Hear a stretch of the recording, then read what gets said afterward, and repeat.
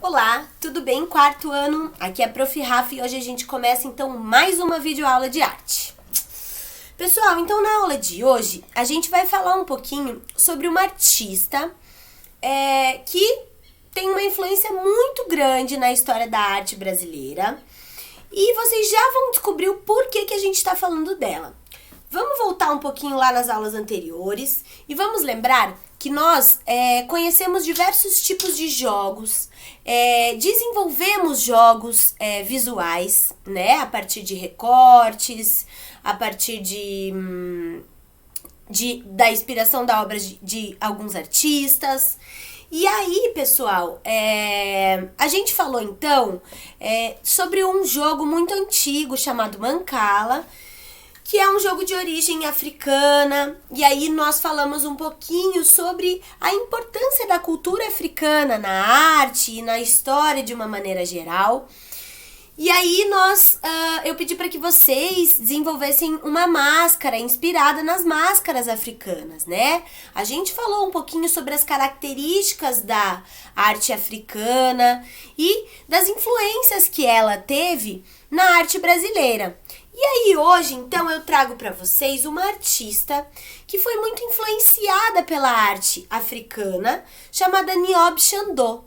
A Niobe Xandô foi uma artista brasileira que viveu lá no interior de São Paulo, depois ela se mudou lá para a capital, e aí ela começou a produzir trabalhos inspirados em muitos artistas do movimento do expressionismo. E aí, a Niobe Xandô, ela se sente influenciada pela arte africana. Lembra que nós falamos que a arte africana, ela tem características muito gráficas? Lembra que eu falei para vocês, pessoal, que eles utilizam muitas padrões, linhas, cores fortes. E a Niobe Xandô, inspirada então nesse grafismo da arte africana, criou muitas pinturas interessantíssimas. E agora eu vou deixar algumas imagens aí para vocês darem uma olhadinha no trabalho dessa artista tão importante.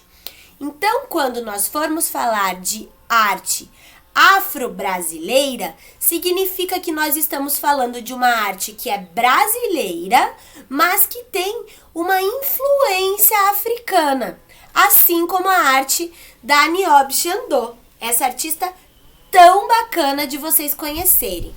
E aí, pessoal, eu vou deixar para vocês algumas imagens para vocês darem uma olhada no trabalho dela. Ela utilizava muitos símbolos também que nós conhecemos, assim como os símbolos lá do jogo da velha, o X, o menos, o mais, símbolo de subtração, de adição. E com esses símbolos ela criava composições que estavam diretamente ligadas à cultura africana, mas também a uma arte genuinamente brasileira, certo? Então, eu gostaria que vocês, para essa aula, fizessem uma releitura da obra que eu vou deixar aqui no vídeo, tá bom?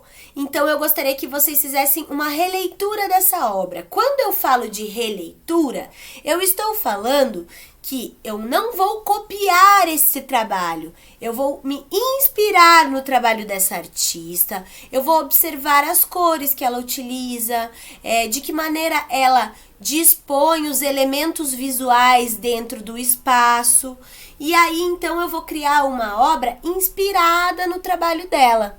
Certo? A gente já fez muitas releituras em sala de aula e vocês sabem como deve ser feito, certo? Qualquer dúvida, a Prof. Rafa está à disposição para esclarecer qualquer dúvida de vocês, tá bom? Quem fizer essa atividade vai mandar para a professora lá para o e-mail. Lembrando que eu gostaria que essa atividade fosse executada com tinta. Ai, Prof. Rafa, mas eu não tenho tinta aqui na minha casa, então eu não tenho como fazer essa atividade. Não, pessoal, se você não tem esse material lá na sua casa e se não existe a possibilidade de você conseguir esse material lá com seu pai, com a sua mãe, vocês podem utilizar os materiais que vocês têm em casa.